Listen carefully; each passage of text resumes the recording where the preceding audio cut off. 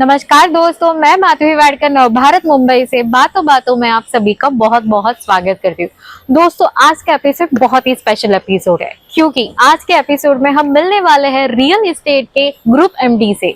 ये ग्रुप है वही ग्रुप जिन्होंने इंडिया में सबसे बड़ा टॉलेस्ट रेसिडेंशियल टावर बनाया, उसकी निर्माण किया था। This group also hold the record for tallest residential structure from 2001 to 2008. This group none other than the Shripati group. और आज के इस एपिसोड में हम मिलने वाले हैं श्रीपति ग्रुप के एमडी श्री तापस चतुर्वेदी जी से। आइए उनसे मुलाकात करते हैं, बातें करते हैं और श्रीपति ग्रुप के बारे में जानते हैं। आइए।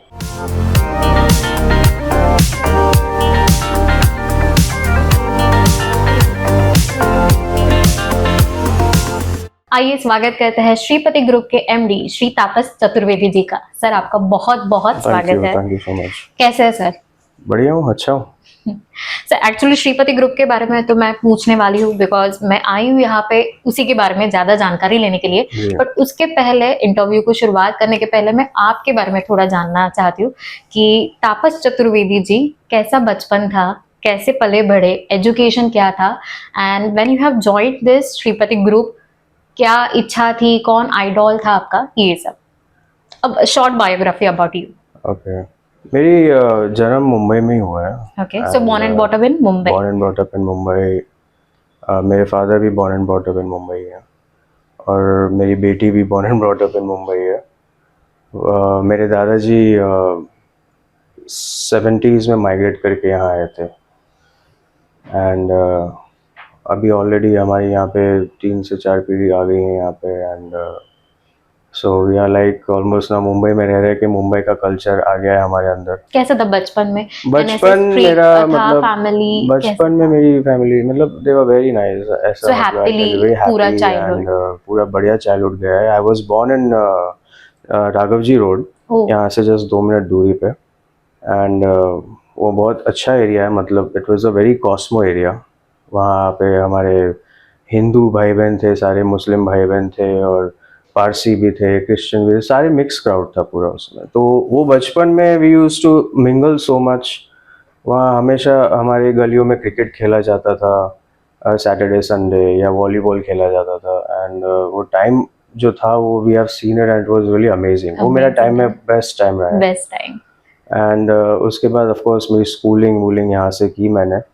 After finishing my school, I went to my engineering studies. Okay. So I chose civil engineering because मेरे पिताजी भी civil engineer हैं और हम लोग, जैसे कि आप जानते हैं कि हम लोग रियल एस्टेट डेवलपमेंट में हैं, so civil engineering का बैकग्राउंड होना बहुत ज़रूरी है। Right.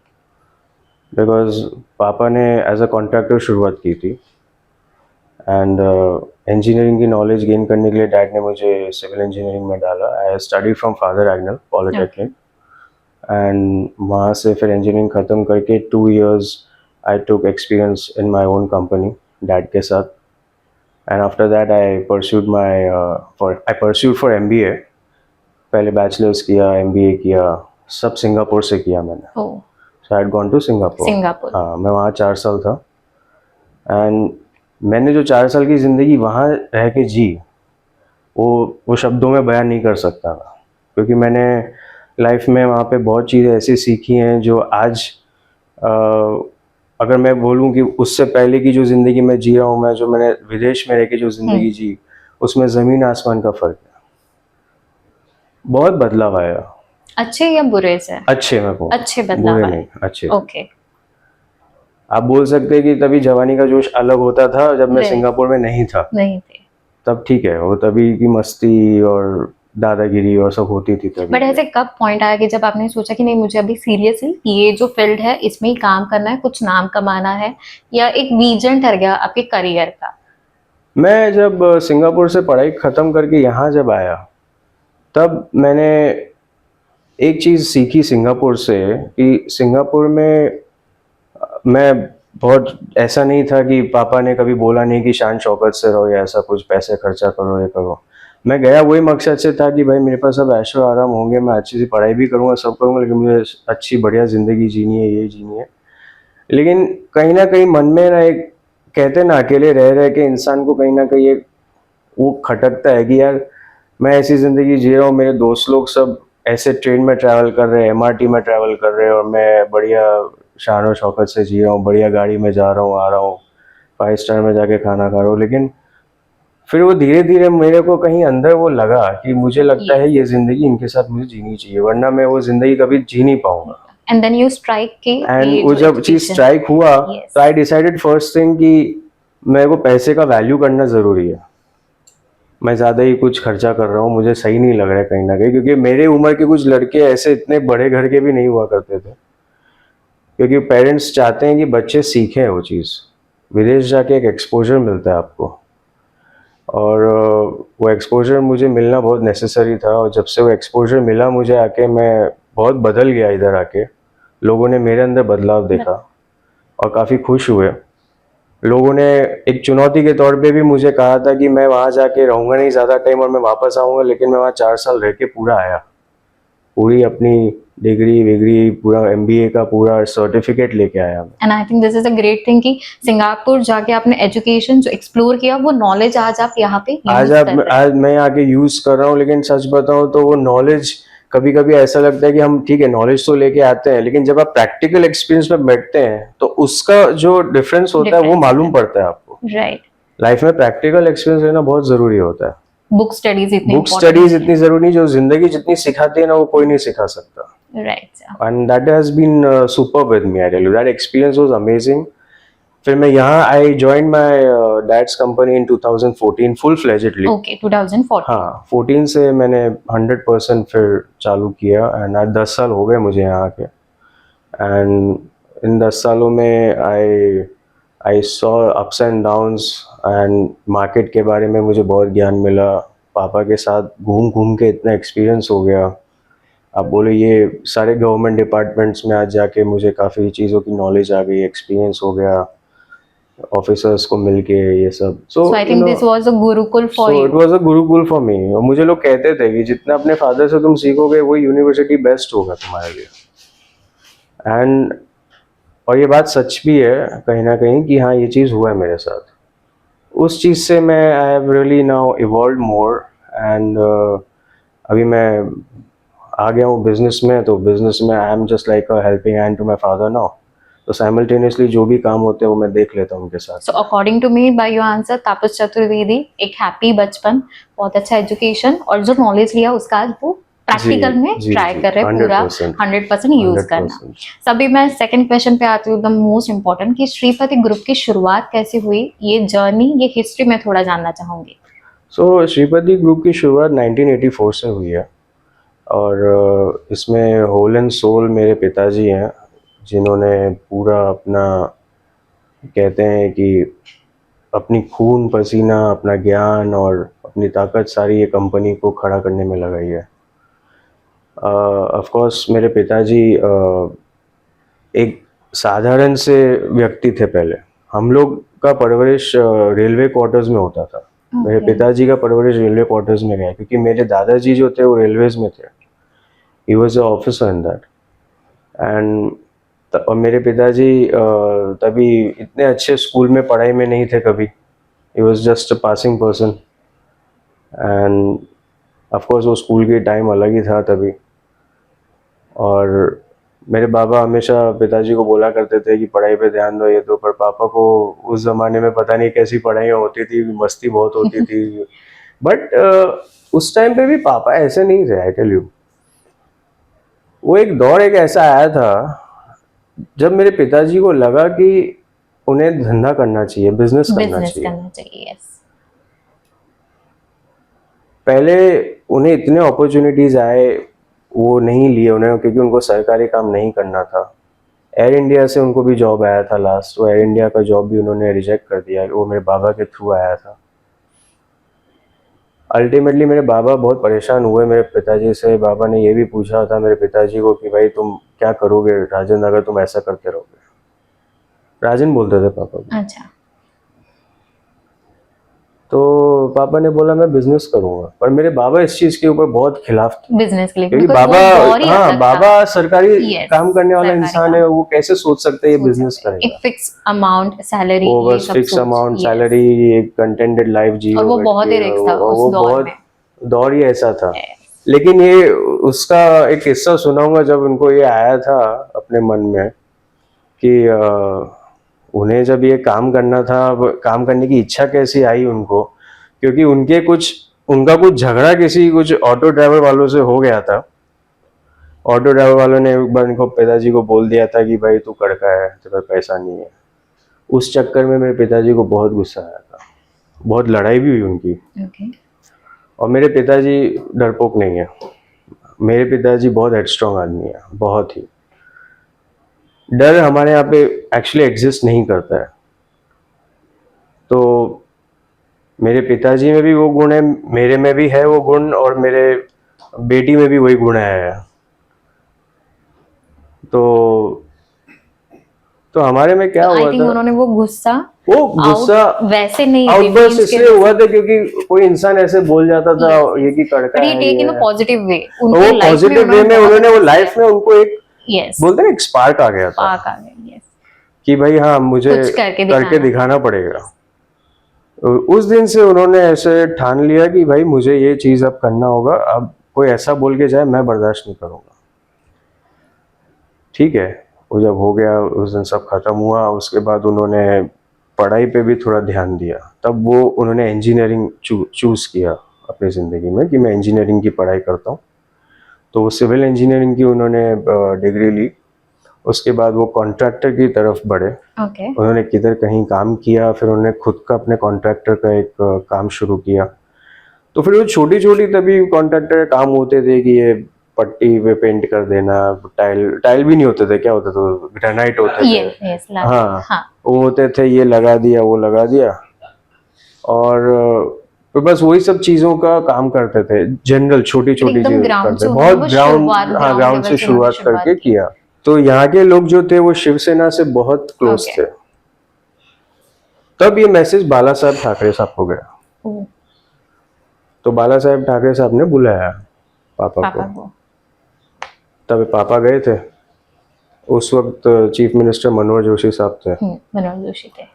और पापा जब गए बाला साहब के पास, तो बाला साहब ने पापा को खाली पूछा कि क्या करना है तुम्हें, क्या नहीं करना है। तो मेरे पिताजी ने बनाया कि मेरा ऐसा विचार है कि मैं ऐसा कुछ करूं, मैं देश की सबसे ऊंची बिल्डिंग बनाऊंगा। और बाला साहब ऐसे लोगों को एक सेकंड में बोलते हैं ना कि वो थम्स अप देते थे हमेशा, मतलब ये चीज चाहिए हमारे, कोई हमारे महाराष्ट्र की तरक्की करे, महाराष्ट्र में हमारे बिल्डिंग बने, वो भी मुंबई जैसे शहर में, तो क्यों नहीं बने।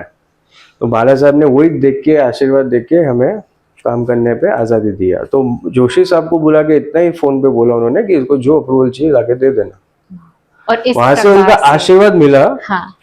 वहां से फिर पूरी कहानी शुरू हुई श्रीपति ग्रुप की। और ऐसे पूरी कहानी तैयार होके श्रीपति की बन गई। और ये बिल्डिंग हमने कोशिश की कि इसका हम प्रेजेंटेशन दे सबको जाके। तो इस बिल्डिंग का प्रेजेंटेशन हमने सहारा वालों को दिया था सबसे पहले, सहारा श्री सुब्रत रॉय जी को।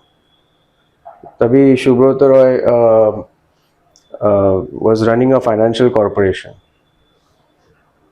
तभी पापा उस वक्त सहारा श्री को प्रेजेंटेशन दे रहे थे। उस टाइम पे अमिताभ बच्चन साहब भी बैठे थे, तभी अमिताभ जी को भी अच्छा सहारा से बढ़िया था उनका। बाद में फिर जो भी आज बड़े बड़े कॉन्ट्रैक्टर हम सुनते, Samsung, Hyundai and all these people, उस जमाने में तभी हम हॉलैंड से एक को लेके आए थे। एंड तभी वो बेचारा, आई टेल यू, यहाँ पे वो बोला कि ये बिल्डिंग इंडिया में बन नहीं सकती। अच्छा, यानी बताया गया था कि जब ये चीज बोली ना, तब मेरे पिताजी को और जुनून सवार हो गया कि मेरे देश के खिलाफ मैं सुन नहीं सकता। और पापा भी देशभक्त हैं। तो उनको लगा कि नहीं, मैं फिर ऐसा है तो फिर आप छोड़ दीजिए काम, मेरे को नहीं करना है आप लोगों से काम, मैं ये बिल्डिंग खुद बनाऊंगा। अब अंग्रेज तो अंग्रेज ही रहते हैं ना, अंग्रेज तो हंसते हैं हिंदुस्तानियों पे कि ये कैसे करेगा, क्या करेगा। उधर से दूसरा उनको फिर एक जुनून आया कि नहीं मुझे करना है। तो उन्होंने खुद यहाँ रह के एज अ कॉन्ट्रैक्टर, उनको मालूम था कि मैं कॉन्ट्रैक्टर तो खुद ही हूँ, मैं खुद कर सकता हूँ। वो यहाँ रह के उन्होंने ये बिल्डिंग खत्म की है। तो ये ना, ये पूरी कहानी मुझे दिख रही है और कोई भी हाँ। हीरो से कम नहीं लग रहे आपके हाँ। पापा जी। और बट ये बहुत एक मोटिवेशन या इंस्पायरिंग भी है कि कभी भी गुस्सा आ जाता है तो रिवेंज में चले जाते हैं, बट वही गुस्सा कैसे काबू में करना है और पर उन्होंने उसका बदला निकाला काम में। वही मैं बोली कि अच्छे पॉजिटिव वे में काम में उन्होंने बदला बनाया। आज जब ये बिल्डिंग खड़ी हो गई तो लिम्का बुक ऑफ रिकॉर्ड्स में 7 साल रही है कि इंडिया की टॉलेस्ट है। From 2001 to 2008। तो आज से लेके आज तक तभी से लोग पापा को उस नाम से जानते कि हाँ ये टॉलेस्ट बिल्डिंग जिसने बनाई थी वो ही है श्रीपति वाला। और आज हमने सिर्फ अपनी ये बिल्डिंग नहीं बल्कि हमारे टेनेंट लोगों के लिए जो बिल्डिंग बनाई है, मैं उनको टेनेंट कभी नहीं बोलता हूँ, पर वो तो क्या है हमारे सर्कल में टेनेंट बोला जाता है, पर वो हमारे सब परिवार का हिस्सा बोलता हूँ मैं उनको, क्योंकि आज उनको घर बांध के दिया, उनको नए घर में रहने दिया। जो चौल में रहते थे आज वो फ्लैट में चले गए, उनके बच्चे बड़े हो गए, एजुकेशन हो गई, बहुत अच्छा उनको आज मिल गया रहने के लिए। वो भी मुंबई जैसे शहर में उनको घर बांध के देना आज बहुत बड़ा एक बोले सहूलियत का काम होता है, आशीर्वाद मिला उन लोगों को। सर ये हो गई श्रीपति ग्रुप की कहानी। हाँ। मैं जानना चाहूंगी कि अभी अगर आपको पूछा जाए कि श्रीपति ग्रुप में क्या ऐसी अलग बात है जो अलग ग्रुप से अलग है, व्हाट इज द डिफरेंस, तो वो क्या बताएंगे कि जो एक अलग पहचान देती है? हमारे एक अच्छा है कि हम हर कंपनी में आज कोई भी ओनर के पास जाना और एक्सेसिबिलिटी मिलना इतना आसान नहीं होता जितना लोग सोचते हैं। आज हम एक्सेसिबल हैं, हम सबको मिलते हैं, भले वो छोटा हो या बड़ा हो, कोई भी हो, हम सबको मिलते हैं। दूसरी बात यह है कि हमारे यहाँ पे किसी को हम छोटा या बड़ा नहीं समझते, हमारे यहाँ सब बराबर होता है। उनके साथ में ही बैठते हैं, उनके साथ में ही हंसते होते, वही बात करते जो हम बड़ों से भी करते और छोटों से भी करते। सर फैसिलिटीज क्या क्या है अभी श्रीपति ग्रुप में? हमारे यहाँ फैसिलिटी आज की तारीख में अगर आप देखेंगे, हमने जब ये बिल्डिंग बनाई थी तब यहाँ पे हमने सबसे पहले स्विमिंग पूल बनाया था बॉम्बे में। तभी किसी बिल्डिंग्स में या सोसाइटी में स्विमिंग पूल नहीं होते थे। तो हमने सबसे पहले स्विमिंग पूल खोला था, सबसे पहले जिम्नाशियम खोला था, सबसे पहले इंडोर गेम्स का फैसिलिटी खोला था। So this was the first और ये देखने के बाद लोगों को फिर दिखाई दिया कि यार ये कुछ बन सकता है, ऐसे बन सकता है। तभी ऐसे बहुत सारे नामी बिल्डर थे जिनके नाम नहीं लूंगा मैं, तब वो हंसते रहते थे ये चीज के ऊपर कि ये क्या बनाएगा, क्या बिल्डिंग बना रहा है। ये बनाने के बाद उन लोगों को फिर आइडिया आया कि आदमी ने करके तो दिखाया है, अब हम लोग भी कुछ करके दिखाएंगे। पर सच बताऊं तो ऐसी हाई राइज बिल्डिंग बनाना आसान नहीं होता, बहुत जिगर और जज्बा चाहिए, और स्पेशली रीडेवलपमेंट में।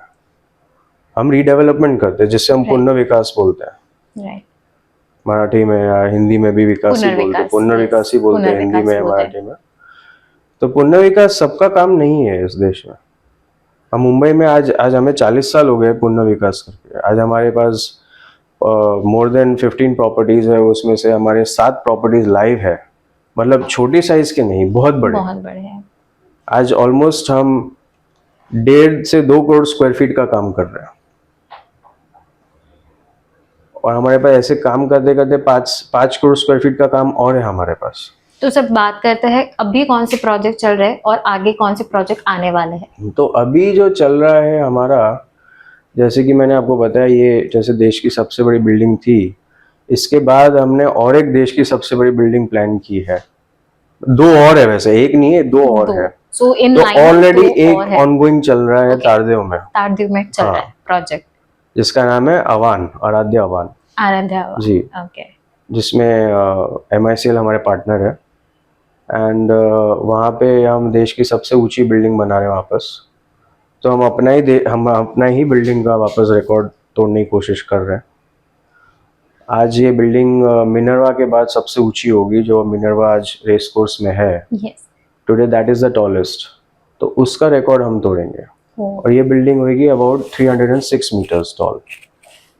सो ये प्लान हमने किया है, एंड फिर और एक प्रोजेक्ट हमारी शुरुआत हो गई है एक अर्थर रोड के पास। तो यानी तारदेव, ये तारदेव एक हो गया, फिर एक अर्थर रोड जेल के बाजू में हमने शुरू किया है, जिसका नाम है 7 महालक्ष्मी जी। तो 7 महालक्ष्मी ये बिल्डिंग भी इससे ऊंची जा रही है, वो होगी 320 मीटर। तो हम अपना ही रिकॉर्ड तोड़ रहे हैं, तो हम इतिहास में तो आ चुके हैं। और दूसरा इतिहास और बना इतिहास है। बनाने की कोशिश कर रहे हो वापस। से बात करते हैं अभी, जैसे आपने कहा कि ये अपकमिंग प्रोजेक्ट है, तो कौन से फैसिलिटीज या कौन से ऐसे लाभ व्यूवर्स को या जो बाय करेगा उन्हें मिल सकता है? फैसिलिटीज ऐसे होंगे जैसे कि आप जो एक्सपेक्ट कर सकते हैं आज की तारीख में।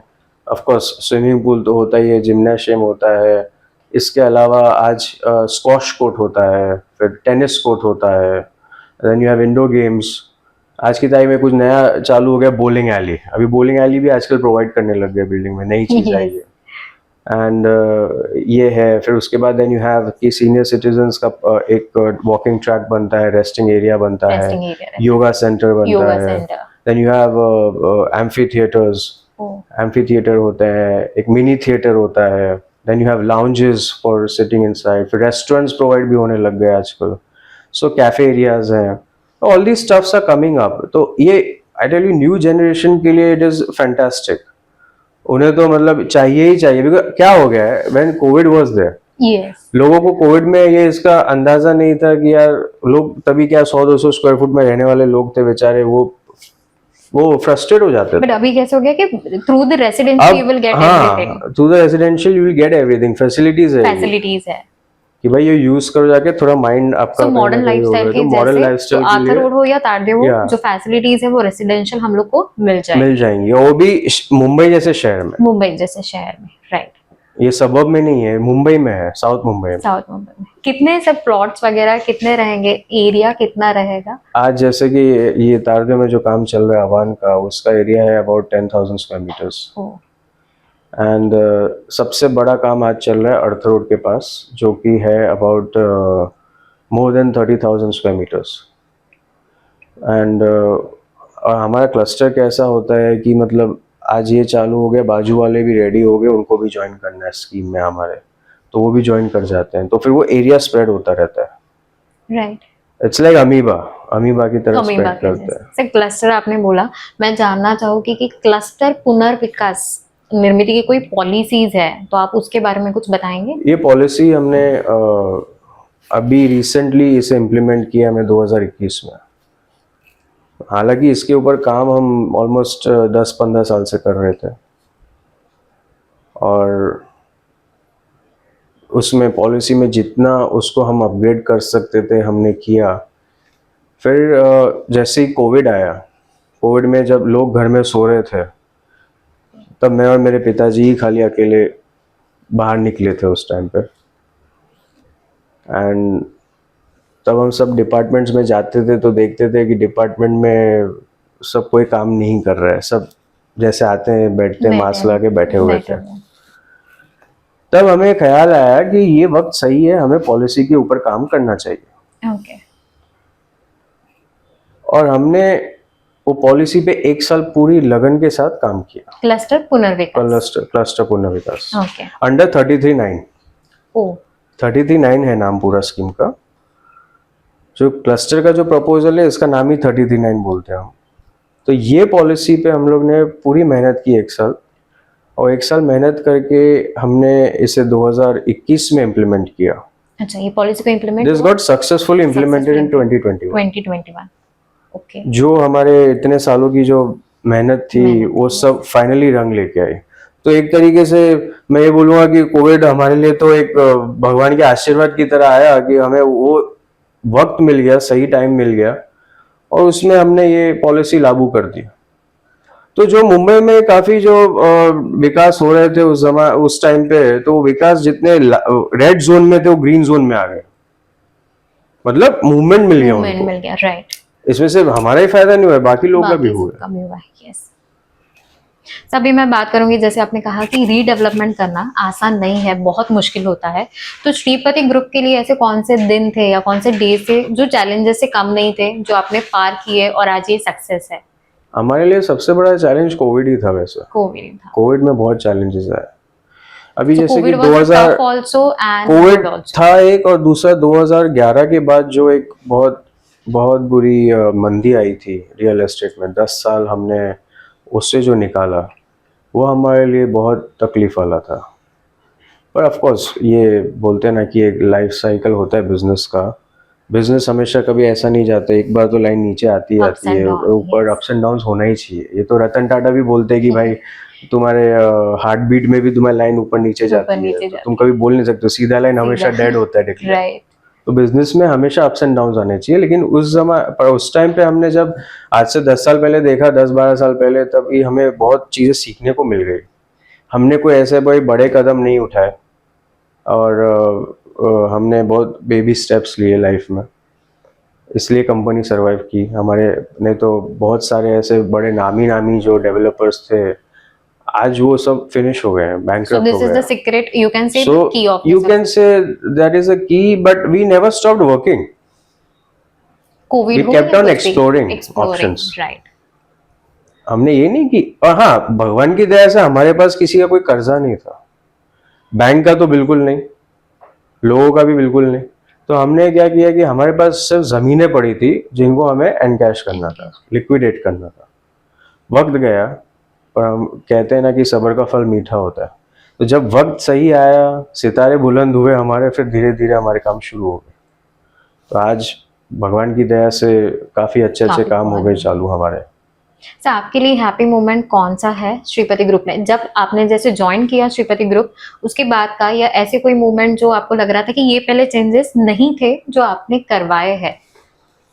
जैसे कि कैसा होता था कि मतलब तभी जब शुरुआत हुई थी श्रीपति में, तब बिल्डर्स कैसे होते थे, तभी टेबल लगा के कुर्सी डाल के बैठ जाते थे एक साइट के ऊपर जाके, वैसा बिल्डर होता था। एक छोटा सा खोली बना दिया, ऑफिस बना दिया, साइट ऑफिस पे बैठ जाते बैठ थे। जाते थे, राइट। आज की तारीख में सिक्योरिटी वैसा बैठता है, राइट, पर तभी ऐसा हुआ करता हुआ था। करता था। तो बिल्डिंग लाइन पहले इतना ऑर्गेनाइज नहीं हुआ करता था, अब जाके जितना ऑर्गेनाइज अब हुआ है ना, दैट इज अनबिलीवेबल। प्रोफेशनलिज्म इतना इवॉल्व हो गया है, हर चीज़ ट्रांसपेरेंट हो गई है, गवर्नमेंट के रूल्स इतने अच्छे अच्छे आ गए हैं कि लोगों को अब दिखने लग गया है कि भाई ट्रांसपेरेंसी है, लॉ भी है, सब कुछ है। तो वो विश्वास एक अलग पैदा हो गया। उस जमाने में कोई विश्वास पे काम नहीं होता था। उस जमाने में क्या होता, विश्वास होता था मतलब बंदा देख के धंधा होता था। राइट। अभी सब अभी पेपर वर्क चाहिए, मैनेजमेंट, पेपर वर्क चाहिए। यस, तो paperwork has played a very important role. Very important role. तो उसमें सॉलिसिटर्स आ गए, अकाउंटेंट्स आ गए, you know, then all these people. इसमें एम्प्लॉयमेंट जनरेशन बहुत हो गया लोगों का। तो everything has become very organised now. Right. सभी डिजिटल भी बहुत ग्रो हो रहा है, सोशल मीडिया बहुत ग्रो हो रहा है, एंड रियल एस्टेट में हम लोग देखते हैं कि पहले कैसा था, ऑफलाइन चलते थे रियल एस्टेट, जी। अभी रियल एस्टेट ऑनलाइन भी चलता है। तो आपको क्या लगता है, व्हाट इज योर ओपिनियन, ये कितना बेनिफिशियल है? I tell you, social media is of course playing a very important role. शुरुआत में आई थिंक 2008-9 में सोशल मीडिया धीरे धीरे इवॉल्व होना शुरू हुआ, and the way now it has taken over, it is amazing. और सोशल मीडिया के देखिए फायदे भी होते हैं, नुकसान भी होते हैं। तो रियल एस्टेट में तो फायदा ही फायदा है, क्योंकि लोग अपनी मार्केटिंग करना चाहते हैं। जितना डिजिटल मार्केटिंग आज इतनी तेजी से हो रहा है, उतना आज जो पहले हुआ करता था, अभी तो होर्डिंग्स लगते थे सिर्फ तभी, या कैंपेन होते थे, हर जगह जगह जाके मार्केट होते थे, अब ऐसा नहीं रहा। अब सब कुछ आपके मोबाइल पे आ जाता है, so it's beneficial. तो इट्स बेनिफिशियल। एंड सब लोग फॉलो इतना अग्रेसिवली, यंग जनरेशन तो बहुत अग्रेसिवली सोशल मीडिया को फॉलो करती है, और घर तो बैठे सारे आपको पता चल मैसेजेस, हाँ, जाता है सारे कि कहाँ पे मैसेजेस कौन से आपको मिल जाते हैं। तो it's one way of communicating and being transparent also with everyone. Project की अवेयरनेस आ जाती है, सब आ जाता है, एंड जिसको इंटरेस्ट है बाइंग करने में तो उसको फट से देख लेते हैं। आज की नई जनरेशन तो सब मोबाइल पे फटाफट जो देख सकती है, कहीं नहीं देख सकते थे। पहले गूगल होता था, अब तो बहुत चीजें आ गई, Instagram, YouTube and LinkedIn and Facebook and Twitter, बहुत कुछ आ गया, अब तो सब कुछ आ गया है। तो से जाते जाते एक लास्ट सवाल पूछूंगी कि अभी आगे का विजन क्या है आपका, एंड कहाँ पे देखते हैं आप श्रीपति ग्रुप को आफ्टर 5 years? अभी आई टेल यू ऑनेस्टली, हमारे पास we are sitting on the largest land banks today in south Mumbai, और मुंबई में सबसे ज़्यादा ज़मीन है हमारे पास है।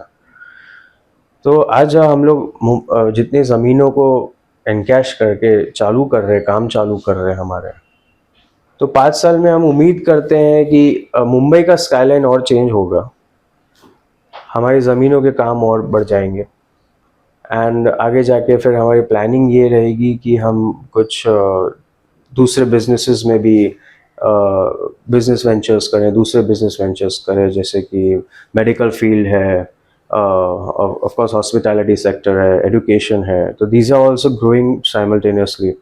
तो अगले 5 सालों में हम यही ऑब्जर्व करते हैं कि हम दूसरे फील्ड में कुछ एक्सप्लोरेशंस करें, ऑफ कोर्स जो बेस्ट इंटरेस्ट होगा उसमें। Right, and all the best from नव भारत ऑल्सो। Yeah. बहुत अच्छा लगा सर, मुझे ये इंटरव्यू या मुलाकात नहीं, मुझे ऐसा लगा मैंने आपसे कोई स्टोरी सुन के मैं जा रही हूँ। बहुत सी जी। चीजें आपके पिताजी के स्टोरीज, एक मैं भी कह सकती हूँ कि बहुत इंस्पायर या जी, मोटिवेशन, अच्छे थॉट्स लेके जा रही जी, हूँ। जी। बहुत अच्छा लगा। Thank you so much, thank you. तो दोस्तों ऐसे ही और मुलाकातों के साथ मिलते रहेंगे दोबारा। तब तक के लिए मैं माधवी वाडकर, नव भारत मुंबई से कैमरामैन संकेत के साथ। धन्यवाद।